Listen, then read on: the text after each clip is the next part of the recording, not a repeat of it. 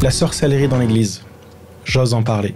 J'ose en parler parce que c'est un sujet important, un sujet crucial pour notre vie spirituelle, notre vie d'Église. Si je décide d'en parler aujourd'hui, c'est parce que je vois trop les effets de cette sorcellerie dans l'Église. J'utilise le mot sorcellerie parce que c'est quelque chose qui est réel. La Bible parle de doctrine de démons. Et nous savons que les doctrines de démons ne sont pas enseignées que dans des églises sataniques ou d'autres spiritualités non chrétiennes. On sait que c'est aussi enseigné dans l'église, parce que le but de l'ennemi est de tromper les enfants de Dieu. Et la parole de Dieu déclare que faute de connaissance, mon peuple périt. Et il y a plus que la doctrine de démons. Il y a carrément la sorcellerie dans l'église où des pasteurs, des leaders peuvent être influencés. Je sais que c'est une vidéo délicate à faire, à partager, mais mon désir, c'est de vous révéler ces choses. L'apôtre Paul va dire de ne pas laisser à Satan l'avantage sur nous. Nous n'ignorons pas ses intentions, nous n'ignorons pas son jeu d'esprit. Et on va parler de la sorcellerie dans l'Église, comment elle se manifeste, afin que, là où vous êtes, vous puissiez voir si vous, ou même des personnes que vous connaissez, peuvent être influencées par ce type de sorcellerie. Vous savez, quand on parle de sorcellerie, on pense toujours à peut-être quelque chose, des rituels sataniques avec des incantations, des sacrifices d'animaux, et c'est une chose réelle, d'accord ? Mais la sorcellerie peut être très subtile. La sorcellerie peut être déguisée. L'apôtre Paul va même dire que Satan peut s'habiller aussi en ange de lumière. Et ce n'est pas un ange de lumière, c'est Satan. Mais la manière dont il se présente à nous peut ressembler à quelque chose de bon, mais c'est de la sorcellerie. Je vais partager dans ce livre, dans ce live, plusieurs sujets qui viennent de mon livre, Combat spirituel. J'ai un chapitre entier là-dessus sur la sorcellerie dans l'Église. Et le texte que je vais citer, qui est assez connu, qui se trouve dans Galates chapitre 3, verset 1, c'est l'apôtre Paul qui va implanter des églises dans la région de la Galatie.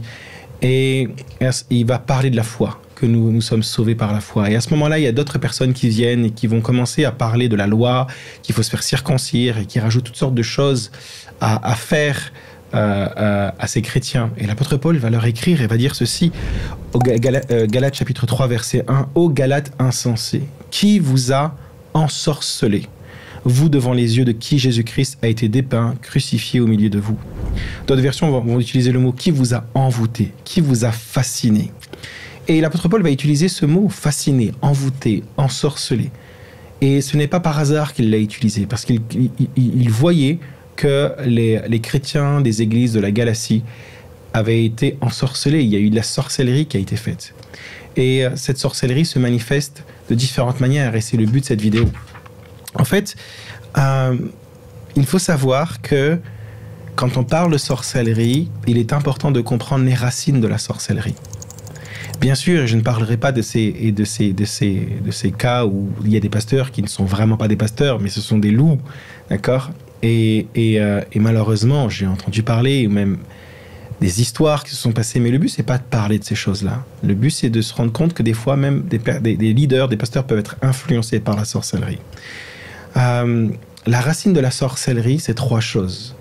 C'est le contrôle, c'est la manipulation et c'est la domination. Et ces 3 choses-là sont les racines de la sorcellerie. Je veux mettre un bémol avant de continuer cette vidéo. Ça ne veut pas dire que si votre pasteur vous dit non, que tout d'un coup il est dans le contrôle et il a la sorcellerie, d'accord ? Dieu a établi dans son église des ministères dons pour gouverner, d'accord ? Et ils doivent gouverner, ils doivent dire non, ils doivent donner une direction, d'accord ? Et je ne parle pas de ce sujet-là, d'accord ? Il y a des personnes qui connaissent la vision que Dieu leur a donnée, ils doivent aller dans une direction. Si vous voulez aller ailleurs, s'il vous dit non, c'est à vous de vous y soumettre ou de changer d'église, tout simplement, d'accord ? Je ne parle pas de cela, d'accord ? Je parle de leaders, de pasteurs, de leaders de groupes de maison ou autres qui ont une responsabilité, une charge d'âme et qui va utiliser le contrôle pour lui-même, la manipulation pour lui-même, la domination pour lui-même. Et c'est de la sorcellerie, c'est de la domination.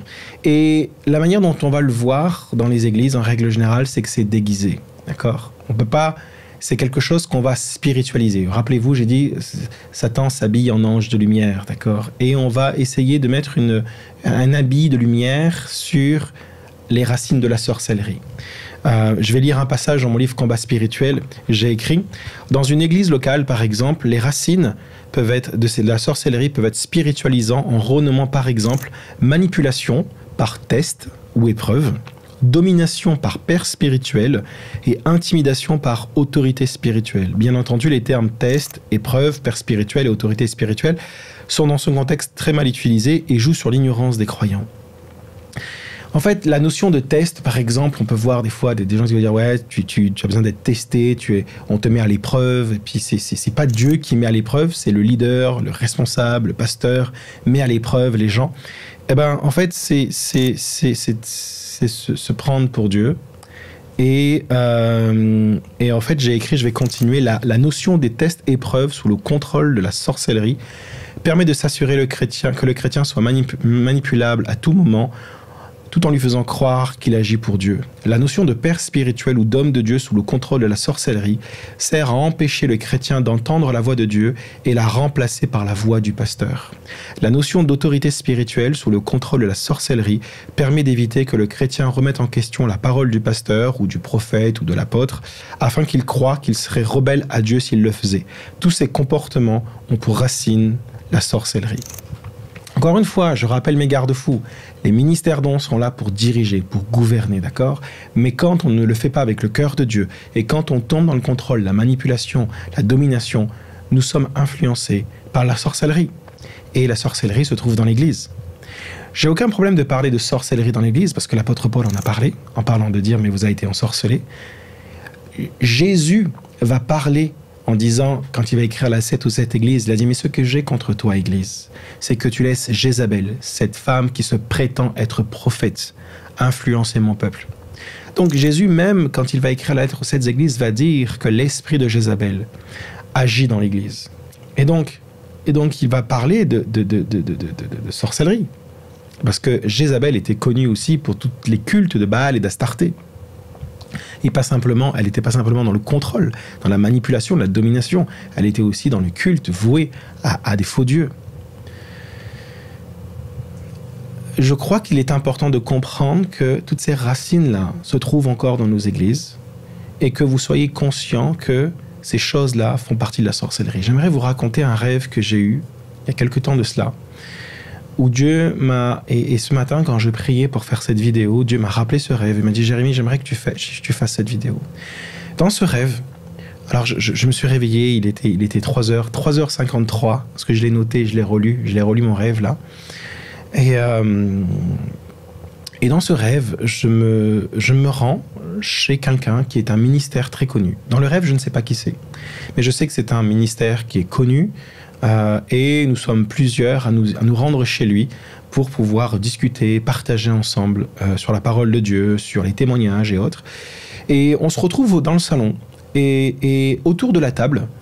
Et il n'y a rien sur la table, mais nous sommes en train de discuter, plusieurs. Et puis à ce moment-là, ce ministère est là, ce pasteur, et on est chez lui. Et puis tout le monde s'arrête et tout le monde le regarde parce qu'on sait qu'il va faire quelque chose, il va se mettre à prier. Et il se met à prier à ce moment-là en regardant la table. Et quand je regarde la table, je vois qu'il y a un sac, une sorte de sac en tissu un peu noir.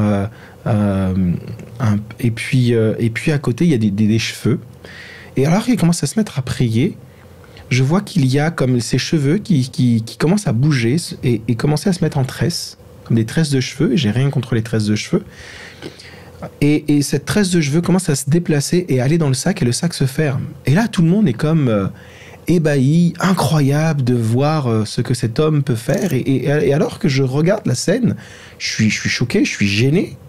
Et dans l'atmosphère, il n'y a rien de démoniaque. Dans l'atmosphère, il n'y a rien de pesant. C'est comme, à ce moment-là, j'ai dans mon esprit une sorte de magie inoffensif. Et à côté de ce ministère, je vois une femme à côté. Et cette femme commence elle prie en langue. Elle prie en langue. Mais quand j'essaie d'écouter son parler en langue, je sais que ce parler en langue ne vient pas du Saint-Esprit, mais ce sont des incantations démoniaques. Et à ce moment-là, je suis perturbé, tout le monde s'arrête, je crois que tout le monde se met à applaudir, gloire à toi, merci Seigneur. Et puis je suis gêné. Alors, dans la conversation, je ne peux pas m'adresser à ce ministère parce qu'il est en train de discuter avec d'autres personnes, mais je vais voir cette femme qui était à côté de ce ministère, cet homme de Dieu, et dans le rêve. Et je dis à cette femme, je dis, écoutez, je viens de voir ce qui s'est passé. Et je me suis rendu compte que vous étiez en train de prier en langue, mais ce n'était pas une prière en langue normale. Et d'ailleurs, j'ai oublié de vous dire que quand cet homme de Dieu priait, il avait comme une petite baguette magique dans ses mains, qui était très subtile, ça ne se voyait pas. Il bougeait sa main comme cela, mais c'était juste entre ses mains. Et j'ai dit à cette femme, j'ai vu qu'elle avait une sorte de baguette entre ses mains, et vous étiez en train de prier, mais ce n'était pas une prière en langue qui venait du Saint-Esprit. Et cette femme m'a regardé, elle savait que je savais, et puis on a commencé à peut-être prendre un peu de quelques pas pour s'éloigner un petit peu de la foule, des ministères qui étaient là, et puis elle a commencé à m'expliquer la réussite dans le ministère. Elle m'a dit, j'aimerais te parler de la réussite dans le ministère. Et alors qu'elle commence à me parler de la réussite dans le ministère, elle commence à m'expliquer finalement la combinaison, la fusion entre la magie inoffensive qui fera de mal à personne et le royaume de Dieu, et à quel point cela permet d'avoir plus d'impact. Et j'étais tellement gêné. Et à ce moment-là, je me suis réveillé. Et le Saint-Esprit m'a dit, Jérémie, prie pour cela, parce qu'il y a de la sorcellerie dans mon église. Et je me suis mis à prier pour cela. Je me suis mis à intercéder pour cela. J'ai commencé à prier dans ce sens. Dieu a commencé à me révéler certaines choses. Et mon but n'a jamais été de pointer du doigt qui que ce soit. Comme vous le savez, si vous regardez mes vidéos depuis un moment, je suis dans l'amour, je suis dans la grâce. Mais l'amour et la grâce ne me poussent pas à être naïf. Mais l'amour et la grâce me poussent à avoir un cœur de père, à avoir le cœur de Dieu. Et je sais que malheureusement, ces choses se retrouvent dans l'Église. Ces choses se retrouvent dans l'Église et on a besoin d'en être conscient. Et j'ai écrit « La manipulation, la domination, l'intimidation sont les racines de la sorcellerie. Se soumettre à ce type d'autorité, c'est se laisser séduire par le piège de Satan qui nous aveugle spirituellement. » Il y a un autre texte que j'aimerais vous dire, parce que dans ce contexte des fois de manipulation, de contrôle, on va dire, j'ai rien contre le père spirituel, j'ai rien contre la notion de père spirituel, je crois qu'il y a ce principe dans la Bible, mais je trouve qu'on l'a beaucoup extrapolé, beaucoup rajouté toutes sortes de choses, à tel point qu'on a fait finalement de Dieu, de notre père spirituel, notre Dieu, où finalement Dieu nous parle uniquement à travers notre père spirituel. Pour moi, on n'est pas du tout dans un contexte biblique, on est pour moi dans un contexte spirituel malsain. D'accord. Et on fait finalement de notre père spirituel notre Dieu, et de Dieu finalement Dieu n'est plus notre père, Dieu devient notre grand-père, et là ça commence à me poser problème. Mais j'ai vu de toutes sortes de manipulations, de contrôle, de vouloir finalement faire en sorte à ce que le père spirituel n'ait que des fils, et les fils ne peuvent pas forcément être pères. Pourquoi ? Parce que le père a besoin d'être servi. Et c'est là où ça me pose problème, des gens qui sont dans le contrôle, qui ne peuvent pas décider par eux-mêmes. Vous savez que si vous perdez la joie, si vous perdez la paix, d'accord, c'est quand même les 2/3 du royaume de Dieu, la paix, la justice, la paix et la joie par l'esprit. Vous n'avez plus la paix, vous n'avez plus la joie, d'accord, et vous savez que vous marchez dans la sanctification, vous n'avez pas de problème de caractère ou dans votre cœur, et que le problème c'est pas vous, et vous dites mais qu'est-ce qui se passe Seigneur ? Il se peut, d'accord, que vous soyez manipulé, tout simplement, contrôlé. Et les gens vont parler d'abus spirituels. Et pourquoi on parle d'abus spirituels ? Parce qu'il y a des gens qui sont dans le contrôle, la manipulation, et c'est de la sorcellerie. Quand l'apôtre Paul va dire, dans Galates chapitre 3, verset 1, « Mais qui vous a ensorcelé ?» Les gens qui l'ont ensorcelé, ce sont les Juifs qui venaient dans la Galatie et qui dit « Mais vous ne pouvez pas simplement être sauvés par la foi, il faut vous faire circoncire. » Donc ils étaient en train de dire « Vous devez rajouter des lois. » Et l'apôtre Paul va dire « C'est de la sorcellerie. » Il y a des personnes dans les églises qui, finalement, on prêche la foi, mais on a l'impression qu'il n'y a pas que la foi, il faut faire toutes sortes de choses. Il faut faire ceci, il faut faire cela, et puis on rajoute toutes sortes de lois toutes sortes de choses à faire, et tu comprends, si tu le fais pas, si tu remets en question la parole du prophète, tu remets en question la parole du pasteur, tu remets en question la parole de l'apôtre, et ben du coup tu es un rebelle, tu es un indépendant, tu as l'esprit d'Absalom, tu es Judas, tu es toutes sortes de choses, toutes sortes de choses, et finalement tu n'as pas le choix que de suivre le mouvement, et là c'est dangereux, et là pour moi c'est de la sorcellerie. Et parce qu'on s'éloigne de la simplicité de l'évangile. Mais l'apôtre Paul va dire, mais vous avez commencé par l'esprit, vous finissez par la chair. Comment avez-vous reçu l'esprit de Dieu, si ce n'est par la foi? Et maintenant, vous voulez finir en faisant des œuvres, mais qui vous a ensorcelé, qui vous a envoûté? Et dans nos églises, on ne va pas nous demander de nous circoncire, mais on va nous demander de faire toutes sortes de choses pour être un bon chrétien, faire toutes sortes de choses. Et je ne remets pas en question la sanctification, je ne remets en aucun cas le principe de ce que dit la parole de Dieu. Mais quand c'est des choses qui se rajoutent, d'accord, à la parole de Dieu, comme une sorte de deuxième Bible, c'est là que ça devient dangereux. C'est souvent culturel, c'est souvent l'homme de Dieu qui décide. Et là, on peut tomber dans un terreau de contrôle, de manipulation, de domination, qui peut emmener et attirer des esprits mauvais, qui peut emmener la sorcellerie. Je vous invite à faire attention à cela. Je vous invite à réfléchir, à dire, Seigneur, est-ce que je suis dans un contexte comme ça? Quand je fais mes conférences, plusieurs personnes viennent me voir en me disant, est-ce que je peux te parler 5 minutes? J'ai dit, écoutez, je peux pas. Il y a tellement de monde, je peux pas. Mais souvent, les gens me disent, juste 30 secondes. Alors je dis, écoutez, accompagnez-moi. Je vais juste au fond, je vais boire quelque chose. Et puis souvent, c'est le même cas. Ils me disent, voilà, je suis dans une église. Et puis, juste avec quelques mots, j'explique, ok, il y a ça, il se passe ça, père spirituel, on vous demande de faire ceci, on vous demande de donner telle somme d'argent, on vous demande... Et puis, la personne me regarde en me disant oui, et puis je dis, voilà, on est dans du contrôle, on est dans de la manipulation. C'est de la sorcellerie. Je vous encourage à veiller à cela. Et je vais finir avec quelques versets de la parole de Dieu. Dans Actes, verset 20, verset 29 à 31, il est écrit « Je sais qu'après mon départ, des loups cruels s'introduiront parmi vous et ils n'épargneront pas le troupeau. De vos propres rangs surgiront des hommes qui donneront des enseignements pervertis pour entraîner les disciples à leur suite. Restez donc vigilants. » Et 2 Corinthiens chapitre 11, verset 14. « Et ce n'est pas étonnant puisque Satan lui-même se déguise en ange de lumière. » Je finis avec un dernier point, c'est très important. Écoutez jusqu'à la fin.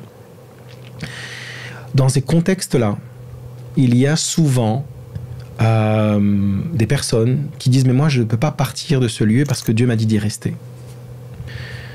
Alors, des fois, c'est de Dieu, des fois, ça ne l'est pas. Mais des gens font souvent des rêves. Et dans mon livre, Parabole nocturne, je crois qu'il est là. Il est là. Parabole nocturne. Je parle, à un moment donné, qui parle de l'interprétation des rêves, je parle des rêves mensongers. Il faut savoir, spirituellement, que quand il y a un contexte de contrôle, de manipulation, de domination, d'accord ? Donc, quand il y a un contrôle de sorcellerie dans l'Église,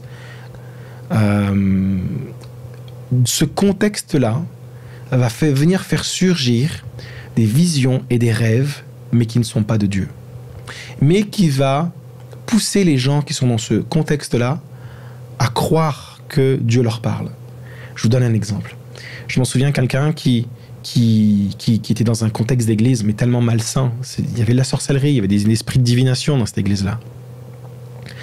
Et il y avait un contexte où si les personnes ne suivaient pas ce que le prophète de l'église disait, alors dans ce cas-là, cette personne était mise de côté.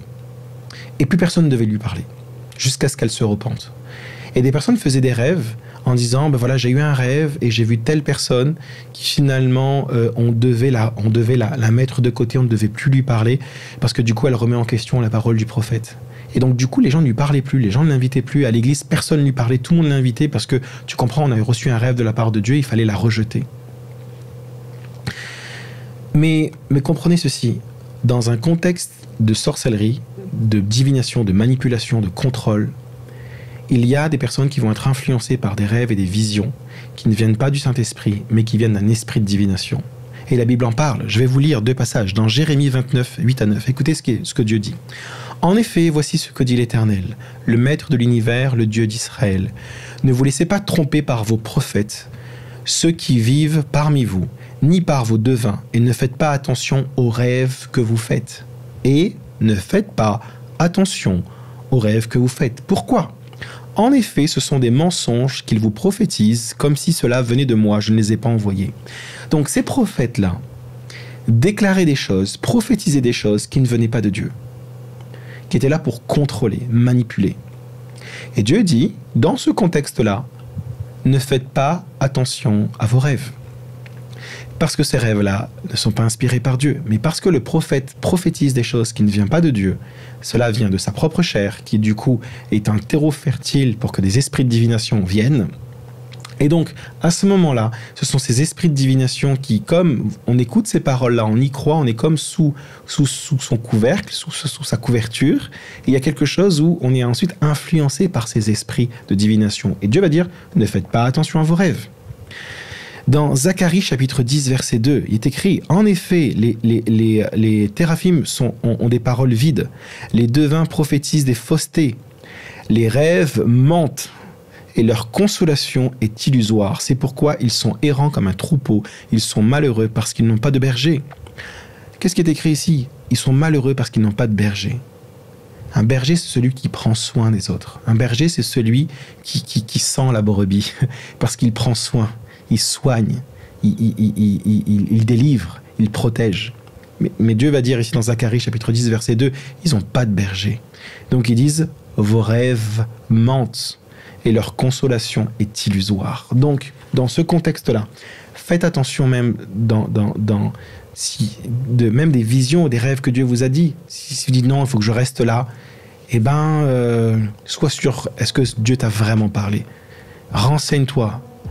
Parle à des personnes, regarde dans la parole de Dieu, sois un béréen de dire est-ce que ce qu'il dit est écrit dans la parole de Dieu ou est-ce que c'est sa parole à lui qui fait parole de Dieu, comme si tout ce qu'il disait était parole de Dieu. Est-ce que je suis dans le contrôle ? Est-ce que je suis dans la manipulation ? Est-ce qu'on est dans la domination ? Voilà un petit peu la sorcellerie dans l'Église. Je ferai une vidéo prochainement, une autre vidéo. On va aller un peu plus loin sur ce sujet où on va parler un petit peu de l'autopromotion, de l'esprit de Lucifer, des choses qu'on peut voir aussi dans l'Église, mais j'espère que cette vidéo vous a béni. Écrivez-moi en commentaire si cela vous parle, si cela vient révéler des choses, même dans votre propre vie, et vient vous éclairer sur ce que vous vivez. N'oubliez pas, le royaume de Dieu, c'est la paix, la justice, la joie par l'Esprit Saint. Et n'oubliez pas, Jésus ne contrôle pas, Jésus ne manipule pas, Jésus ne domine pas. Soyez bénis.